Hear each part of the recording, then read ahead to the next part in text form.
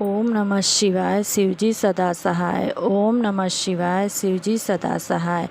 श्री शिव महापुराण प्रथमा विद्येश्वरी संहिता अध्याय 5।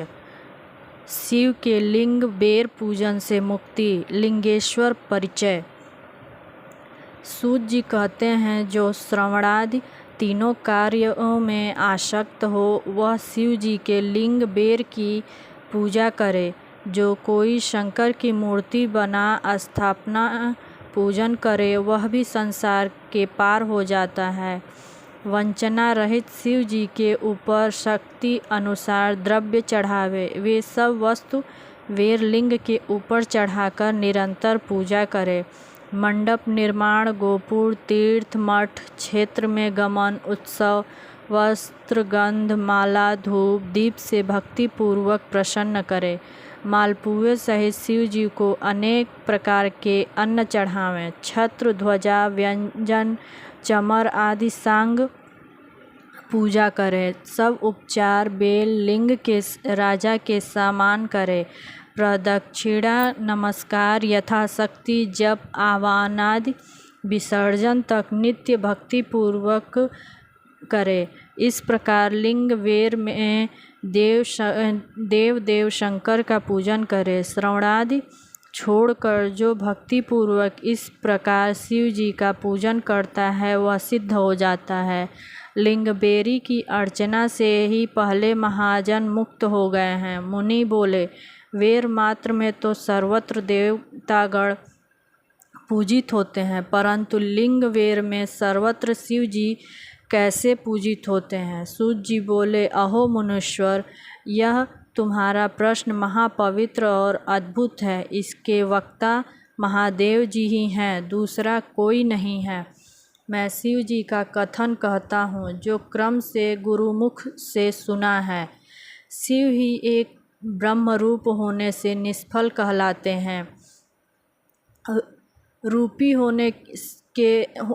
होने से वह सगुण हो जाता है, इस कारण वह सगुण निर्गुण कहलाते हैं। निष्फल होने से वह निराकार हैं, लिंग में उनकी प्राप्ति है, और सगुण होने से साकार बेर रूप है। यह सगुण निर्गुण रूप होने से शब्द ब्रह्मा नाम से सबसे परे है। लिंग और वेर में वाणी इनकी सदा पूजा करते हैं, और शिव जी को छोड़कर देवता ब्रह्मा नहीं, इससे वे निष्फल नहीं हो सकते। इस कारण वे दूसरे देवता निर्गुण लिंग में आराधना नहीं किए जाते, कारण कि वे ब्रह्मा नहीं जीव हैं। इस प्रकार और देवता मौन रूप कला मात्र होने से वेर में अर्चन करते हैं। शंकर जी के सिवाय औरों में जीवत्व है और शंकर में ब्रह्मत्व है।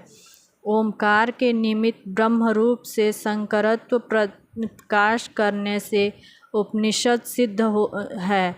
यही वार्ता मंदर पर्वत पर नंदिकेश्वर से ब्रह्मपुत्र बुद्धिमान सनत कुमार जी ने पूछा था।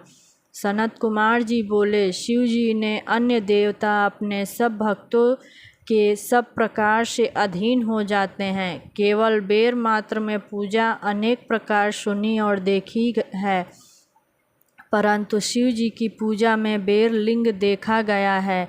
इस कारण आप सुगमता से मुझे कल्याण तत्व श्रवण कराइए।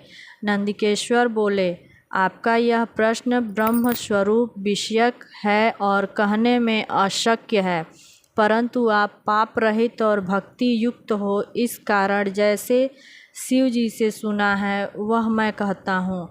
शिव ब्रह्म रूप और कला रहित होने से निर्गुण कहलाते हैं। पूजा करने में सब वेद सम्मत लिंग पूजा है और वही निर्गुण है। कला युक्त होने से सकल सगुण कहलाता है। सगुण पूजा में लोक सम्मत वेर में पूजा करना और शिव से अन्य देवता जीव रूप होने से सब प्रकार कला युक्त ही है। वेद में निर्णय करके पूजन में बेर मात्र का परिणाम कहा है, कारण कि देवता के आविर्भाव होने से उसका सकल रूप दिखता है। शिव का लिंग बेर शिव शास्त्र में दिखता तो है, परंतु वह निर्गुण होने से प्रमाण रहित भी है। सनत कुमार बोले, हे महाभाग, आपने लिंग बेर का अर्चन कहा, शिव का तथा दूसरे देवताओं का भी विभाग पूर्वक परमार्थ से वर्णन किया।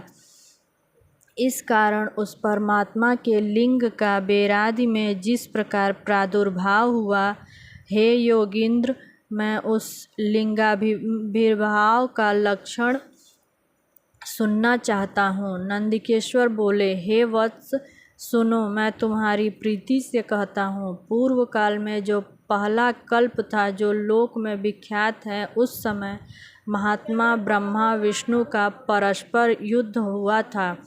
उनके मान दूर करने को उनके बीच में उन निष्कल परमात्मा ने स्तंभ रूप अपना स्वरूप दिखाया।